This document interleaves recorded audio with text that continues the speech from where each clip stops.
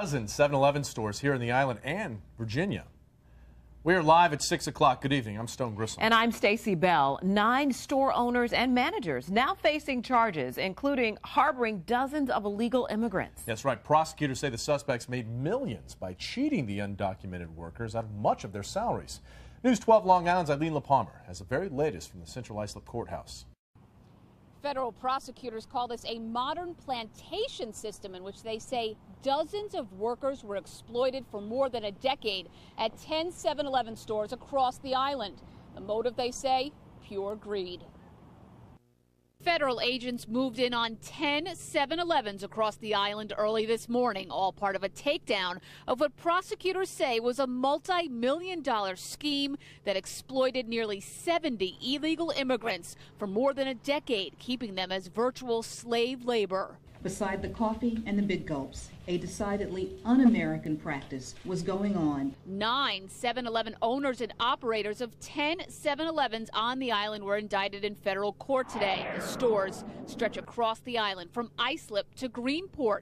Prosecutors say the defendants forced the mostly illegal immigrants from Pakistan and the Philippines to live in boarding houses on the island and work nearly 100 hours a week, but only get paid for a fraction of that. They were directed to stay hidden if they wanted to keep their jobs. Thus, these 9 defendants created a modern-day plantation system with themselves as overseers, with the immigrant workers as subjects. The defendants are also accused of stealing identities from dead people and even children to make it seem like they had legitimate employees. One of the alleged boarding houses is on Carlton Avenue, right across from one of the 7-Elevens shut down in the raid. A woman answering the door denied that anyone was being mistreated here. That's not true, though. That's not true. This is not a boarding house. The family lives over here.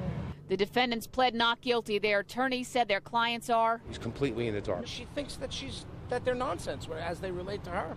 She has nothing to do with it. And Jennifer, who lives right next to the alleged Islip Terrace boarding house, says she knew that a lot of people lived in the house, but can't believe the accusations. I don't like to see anybody suffering. It's pretty awful. It's pretty awful and shocking that, that goes on right here. Federal authorities also say the scheme was allowed to go on in part because the National 7-Eleven Corporation did little to ensure the integrity of its payroll system. They're now looking into 40 7-Elevens in 7 other states. Meanwhile, the 7-Eleven Corporation issued a statement saying they are cooperating with the ongoing investigation. We are in Central Islip. Eileen LaPalmer, News 12 Long Island. Don't thank heaven for 7-Eleven. Don't thank heaven for 7-Eleven.